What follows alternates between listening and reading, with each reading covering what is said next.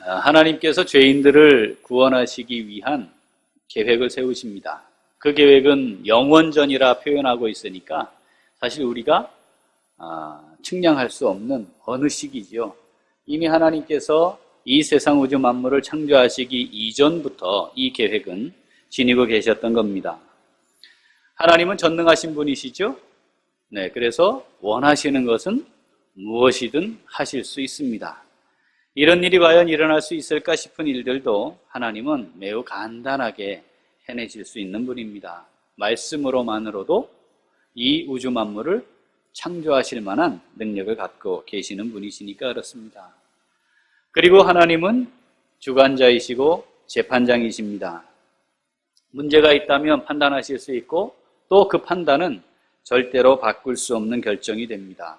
그리고 어떻게 판단하시든 감히 피조물은 그 하나님의 판단과 결정에 대해 아무 말도 할 수 없습니다. 절대적으로 선하시죠. 자, 그럼 하나님께서 죄인들을 구원하겠다 계획하실 때 생각을 좀 해보면 그냥 죄 없다 하시면 안 될까요? 어떻습니까? 하늘 마음인데 어차피 누구도 말 못할 건데 그냥 야, 너 죄 없는 걸로 내가 쳐줄게 하실 수도 있을 것 같고 어차피 다 심판받을 수밖에 없는 상태에 있는데 구원의 은혜를 주시는 거니까 구원에서 이탈되었다고 해도 하나님을 향해 불평할 수 없는 거죠.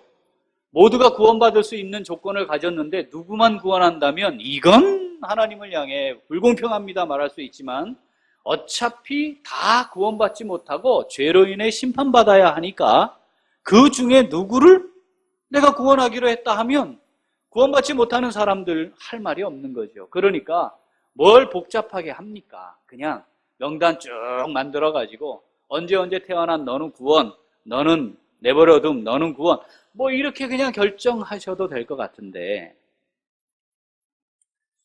하나님께서는 구태여 인류 구원을 위한 아주 구체적인 계획을 세우시고 그것을 실행에 옮기십니다. 그 실행에 옮긴 방법이 우리가 잘 알고 있는 아들을 이 땅에 보내는 겁니다. 천지 만물의 주제이신 하나님이 당신의 아들인 독생자 그리고 하나님과 동등되시는 그분을 이 땅에 보내신다 할 때 좀 그럴듯하게 보내시면 안 됐을까요?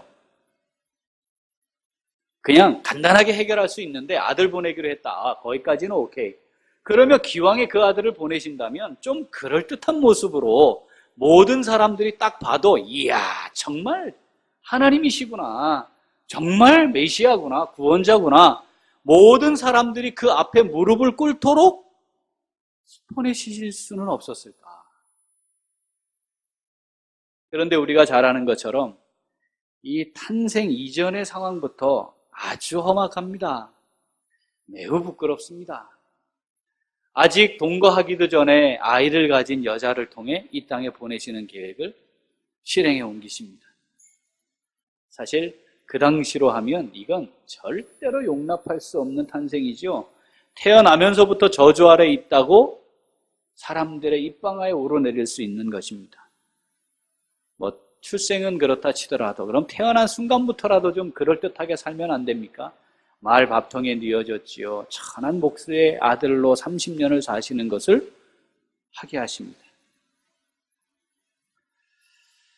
유년 시기가 어떻게 지났는지 성경은 기록하지 않기 때문에 예수님이 어떻게 사셨을까? 우리는 그냥 단지 추측만 할 수 있습니다. 그런데 분명한 사실은 예수님이 공생애를 시작하셨을 때 예수님을 향해 저가 목수 요셉의 아들이 아니냐 이렇게 동네 사람들이 말했던 것을 볼 때 그다지 인정받지 못하는 어린 아이의 삶을 동일하게 살아왔던 것으로 판단할 수 있습니다. 30년이 되어 하나님의 때가 되었고 이제 드디어 메시아로서의 사역을 시작합니다. 그러면 지금까지 30년은 그렇다 치고 30년째 될 때부터는 좀 그럴듯하면 안 되겠습니까? 그런데 놀라운 기적을 행하십니다.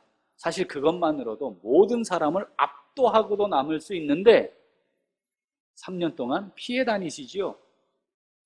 사람들이 몰려들면 한적한 곳으로 가시기도 하고 제자들에게는 내가 메시아라는 사실을 절대 알리지 마라. 거짓말을 하게도 시키십니다.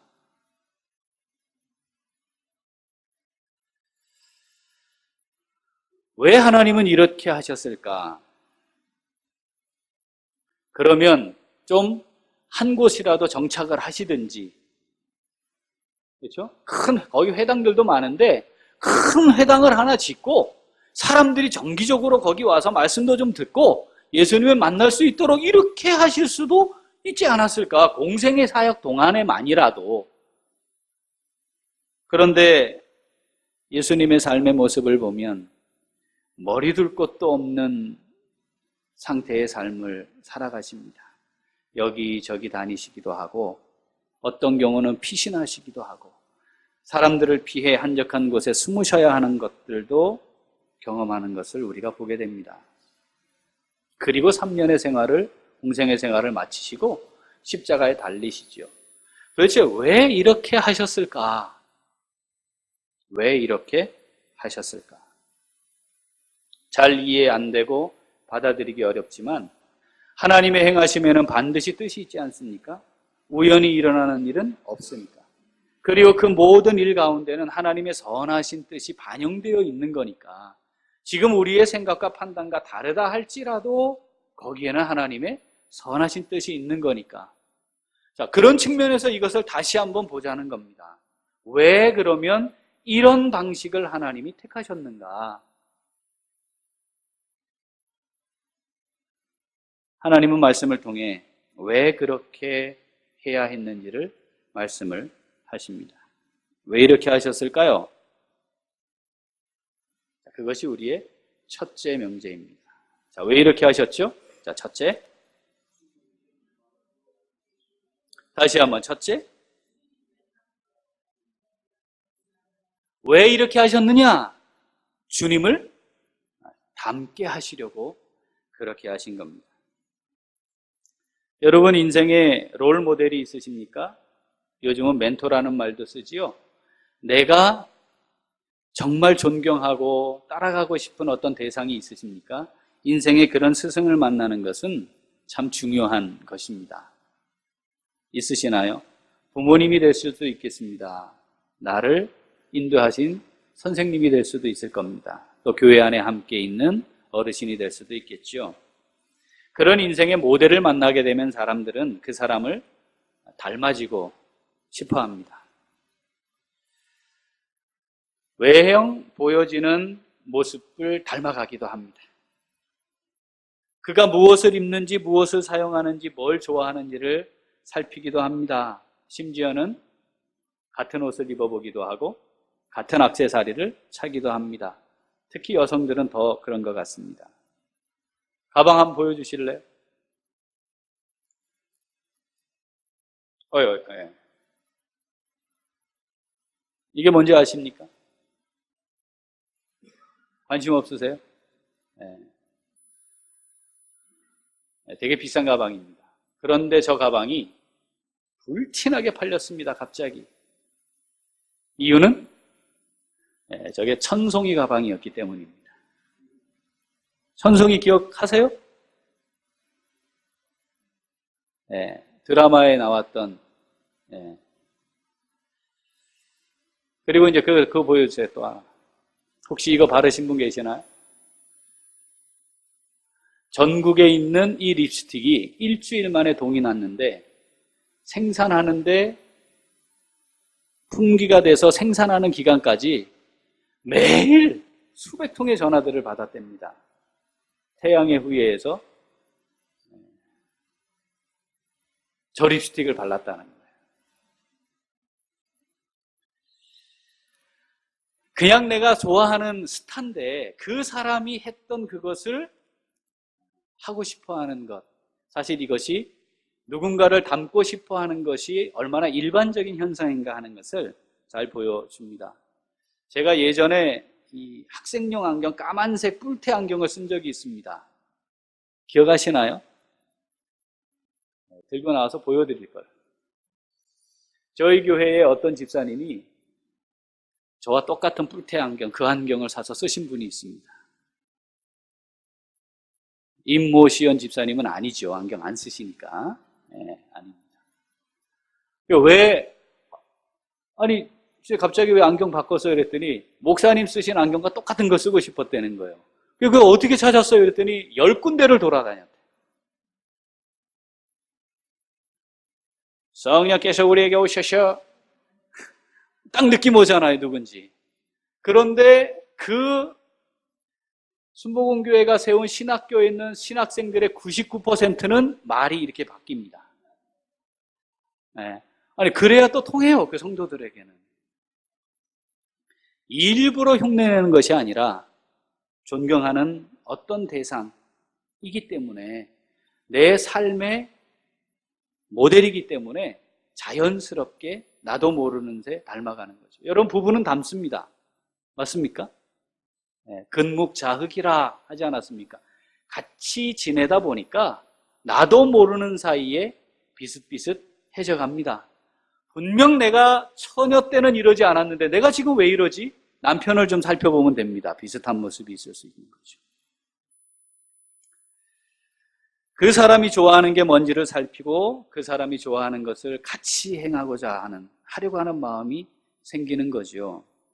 자, 이것이 뭐예요? 닮는 겁니다. 자, 그런데 중요한 것은 하나님께서 왜 이렇게 죄인들을 구원하시는 방식을 택하셨는가? 뭐 하라고요? 닮게 하시려고 그러셨다는 거죠. 그런데 지금 우리가 이야기했던 이 모든 닮는 것은 다 무엇과 관련이 있습니까? 외형적인 부분들과 관련이 있습니다. 그러나 하나님께서 말씀하시는 주님을 닮는 것이란 그 의미가 조금 다릅니다. 자, 요한복음 13장 13절부터 15절을 함께 읽어보겠습니다. 너희가 나를 선생이라 또는 주라 하니 너희 말이 옳도다. 내가 그러하다. 내가 주와 또는 선생이 되어 너희 발을 씻겼으니 너희도 서로 발을 씻기는 것이 옳으니라. 내가 너희에게 행한 것 같이 너희도 행하게 하려 하여 본을 보였노라. 아멘. 왜 이렇게 하셨다고요? 너희도 내가 한 것처럼 행하게 하려고. 내가 너희에게 보인 것을 똑같이 따라 행하게 하려고 의도적으로 와서 본을 보여준 것이다 라고 말씀하는 겁니다. 주님을 닮는다는 것, 그것은 주님이 보여주신 삶의 모습대로 같이 똑같은 모습으로 살아가는 것이다 라고 말씀하는 겁니다. 이것이 주님을 본받는 삶, 주님을 닮아가는 삶입니다. 주님은 어떻게 하실까? 주님은 이럴 때 어떻게 생각하실까? 예수님은 이럴 때 어떻게 행하셨나? 말씀을 통해 살펴보는 겁니다. 아, 이런 상황에 예수님은 이렇게 행하셨구나.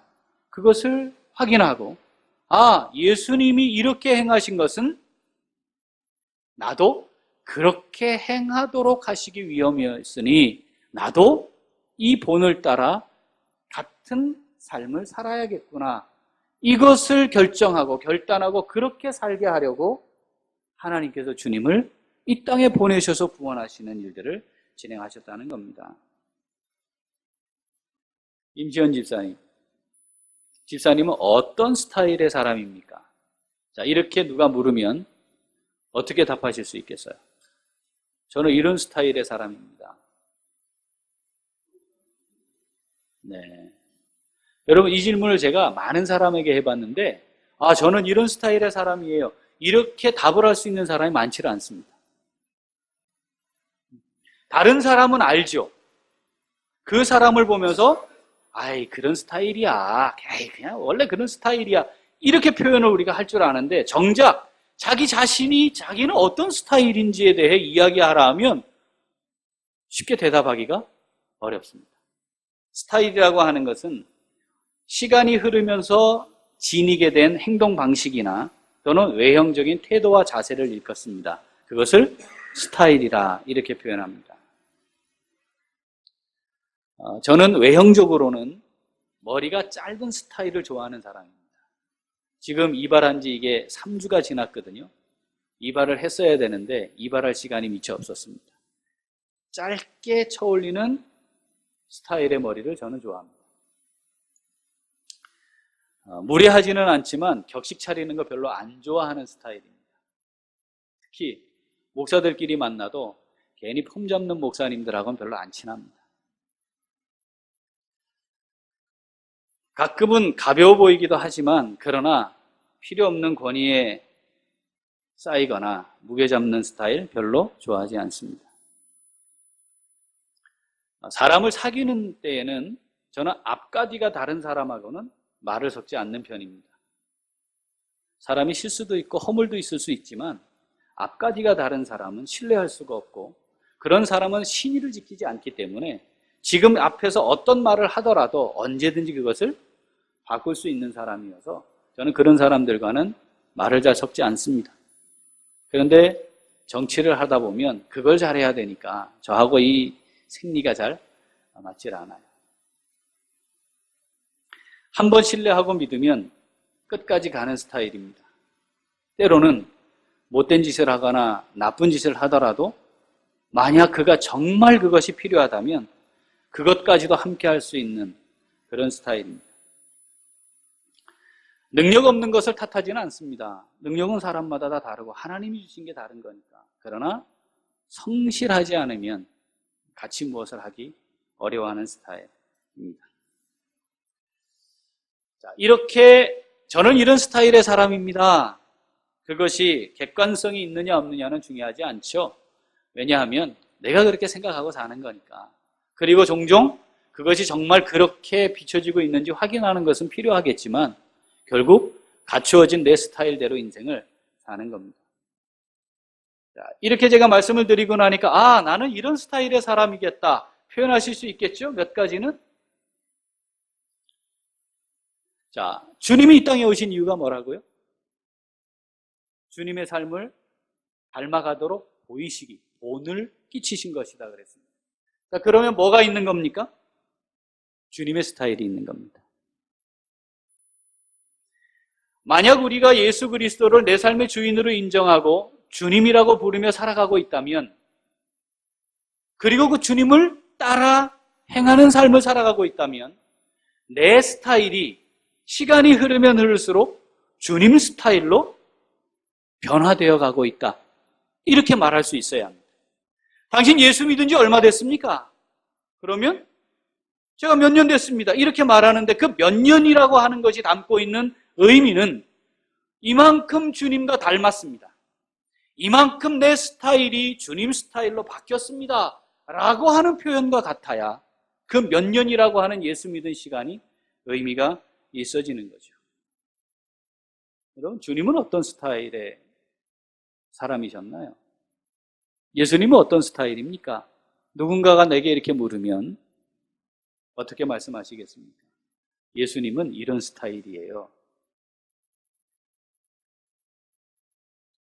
실제로는 이 질문 속에 가장 좋은 답은 부족하지만 완전치 못하지만 예수님 스타일이 뭔지 알고 싶으시면 제가 어떤 스타일인지 살펴보세요. 어쩌면 하나님께서 우리를 구원하시고 예수 그리스도를 이 땅에 보내셔서 그렇게 하신 이유는 바로 그것을 말할 수 있고 그것을 보여줄 수 있도록 하기 위함이었다는 거죠.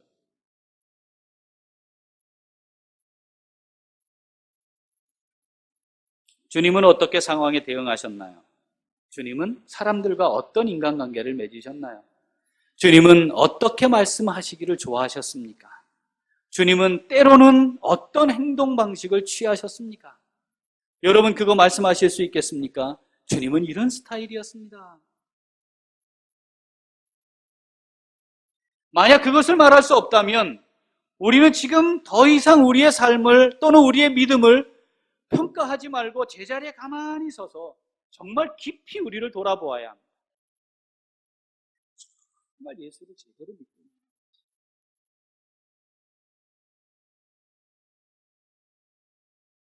주님이 보여주시는 삶의 모습을 본으로 삼고 그 주님의 스타일이 내 스타일이 되어서 내 스타일이 무엇인지 물으면 주님의 스타일이 이러한데 저는 그 스타일을 따라가려고 하는 사람입니다 라고 말할 수 있는 사람, 그것이 믿음을 가진 사람이고 예수님을 닮아가는 사람이다.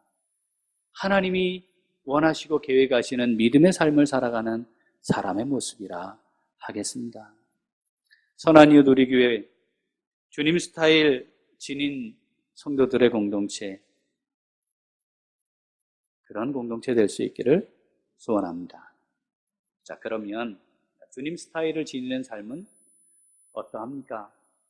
주님 스타일을 지닌 사람들이 함께 모여 이룬 공동체가 교회라고 한다면 주님 스타일을 지니는 삶을 살아가야 할 텐데 그것은 어떤 것입니까?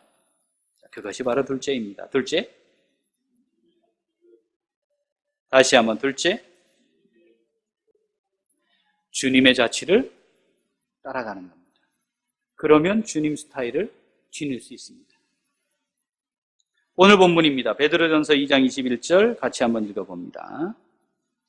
이를 위하여 너희가 부르심을 입었으니 그리스도도 너희를 위하여 고난을 받으사 너희에게 본을 끼쳐 그 자취를 따라오게 하려 하셨느니라. 아멘.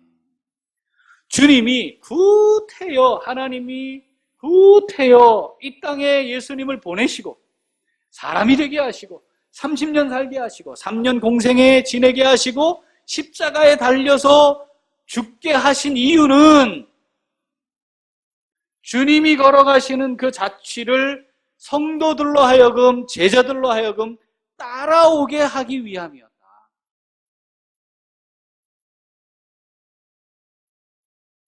모범으로 남겨진 행위가 자취입니다. 여기 따라온다는 말은 단어의 뜻은 안에서 걸어간다 이런 뜻입니다. 따라온다는 말 뜻이 뭐라고요? 안에서 걸어간다. 자, 그러면 자취를 따라온다니까 이미 주님께서 보여주신 모범으로 남겨진 행위, 자취, 그 안에 거하면서 걸어간다는 것을 의미합니다. 내가 지금 믿음으로 행하고 있습니다, 믿음으로 살고 있습니다 라고 하는 말과 주님이 내게 보이신 삶의 행위가 무엇인지 살피고 제가 그 안에서 걸어가고 있는 중입니다 라고 하는 말이 같은 의미라는 것이죠. 지난 한 주간 우리의 삶을 한번 돌아봅시다. 주님이 내게 보여주신 삶의 자취 안에서 살아오셨습니다. 주님은 이렇게 하셨는데, 주님은 이때 이렇게 생각하셨는데, 주님은 이럴 때 이렇게 말씀하셨는데, 주님은 이렇게 내게 교훈하셨는데, 내가 이 안에 있으며 살아야지. 여러분 일주일 살아오시는 동안 그런 마음과 그런 생각, 그래서 부족하고 연약함이 또 보이고 내가 온전히 못한 나의 모습을 바라보면서 다시 하나님 앞에 엎드려서 하나님 아버지, 제가 이렇게 아직도 부족하고 연약한 자입니다, 긍휼히 여겨주옵소서 하는 시간들을 가졌는가 하는 것이죠. 주님께서 승천하시면서 마지막으로 하셨던 명령이 이 베드로전서 2장 21절 말씀과 같은 맥입니다. 기억하시나요? 기억하시나요? 너희는 가서 모든 민족을 제자 삼아라. 세례를 베풀고 어떻게 하라고요? 내가 너희에게 분부한 모든 것을 가르쳐 지키게 하라. 성도들이 교회로 모여 해야 하는 일은 주님께서 분부하신 말씀이 어떠한지를 가르치는 것으로 끝나면 안 되고 그 말씀을 지키며 살아가도록 해야 하는 것까지 해야 된다라는 것이죠. 자취를 보여주신 삶의 모범 안에 거하면서 걸어가도록, 지키도록 가르치는 것, 지키며 살아가는 것이 무엇인지를 배우고 어떻게 하면 그렇게 살아갈 수 있을지를 함께 고민하며 삶을 나누는 공동체, 그런 성도들이 모여있는 것이 교회여야 한다는 것을 말씀하십니다.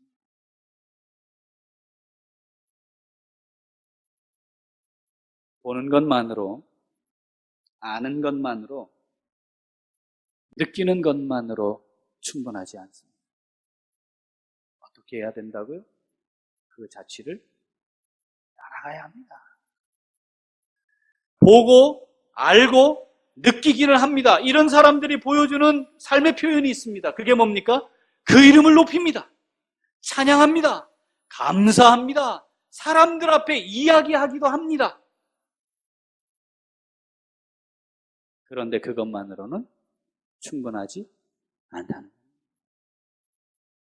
그 삶의 자취를 따라가야 합니다. 팬인가 제자인가, 우리 제자훈련에서 읽게 된 책인데 그 책 아시죠? 여러분, 팬이 될 수도 있고 제자가 될 수도 있는데 이 경계가 좀 모호합니다.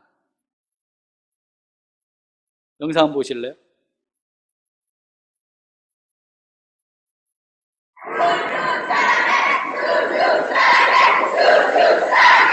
프랑스 파리 공항입니다. 무슨 말인지 들리십니까?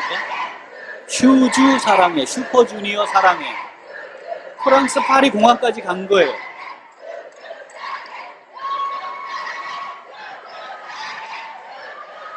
지금 나오기도 전입니다, 지금.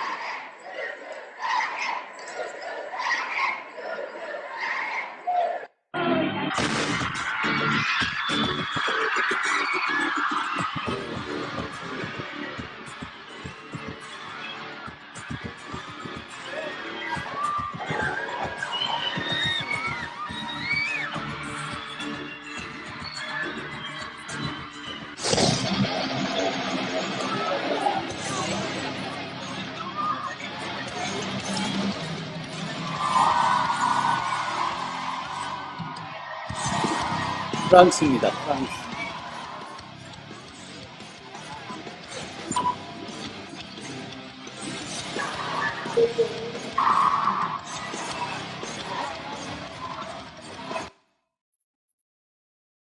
저기 모여있는 사람들은 슈퍼주니어라고 하는 가수 그룹의 팬들입니다. 비행기 값도 아깝지 않습니다. 슈퍼주니어가 프랑스에 가서 파리에 가서 공연한다니까 벌써 저들이 이틀 전에 도착을 했고, 공항에 도착하는 시간 맞춰서 이미 와서 내리기 전서부터 슈즈 사랑해를 외칩니다. 그리고 그 티켓이 비쌀 때는 1,000만 원을 한다고 합니다. 이해가 되십니까? 열렬히 환호합니다. 그 이름을 정말 진심으로 높이죠. 예루살렘에 슈퍼주니어가 한 명 있었습니다.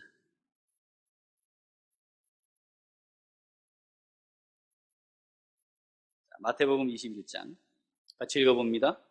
무리의 대다수는 그들의 겉옷을 길에 펴고 다른 이들은 나뭇가지를 베어 길에 펴고 앞에서 가고 뒤에서 따르는 무리가 소리 높여 이르되 호산나 다윗의 자손이여 찬송하리로다. 주의 이름으로 오시는 이여 가장 높은 곳에서 호산나 하더라. 이게 어떤 상황이었을까? 조금 전 영상을 기억하시면 이게 딱 그 상황입니다. 난리가 났습니다. 그래서 성경에 보니까 10절 우리가 읽지 않았지만 온 성이 소동했답니다. 예루살렘 성이 다 난리가 날 만큼 예루살렘에 입성하는 이때의 이 상황이 난리가 난 겁니다. 2000년 전 슈퍼주니어의 예루살렘 입성입니다. 그런데 그렇게 구원을 외치며 예수님을 영접했던 그들, 예수님은 십자가에 못 박으라고 외치는 자리에 혹시 있었을지 모릅니다. 예수님이 십자가에 달리는 그 자리에 오지도 않았습니다. 그 가운데는 자식의 생명을 얻은 사람도 있을 것이고 자기의 병을 고침받은 사람도 있을 것이고 인생으로 살아갈 수 없는 비참한 상태에 놓여 있다가 사람의 삶을 회복한 사람도 그 안에 있을 것입니다. 주님이 주셨던 말씀을 듣고 삶의 변화가 일어나고 그래서 정말 내가 이제는 주님을 위해 살아야 되겠구나, 어쩌면 그런 마음으로 그 자리에 서 있었는지도 모릅니다. 그런데 정작 주님이 가셔야 했던 고난의 길에는 동참하지 않았습니다. 왜 하나님이신 예수님이 이 땅에 사람의 몸을 입고 이 땅에 오셔서 왜 그 고난의 길을 가셨느냐? 왜 이런 구원 계획을 내가 세워서 이렇게 했는 줄 아느냐?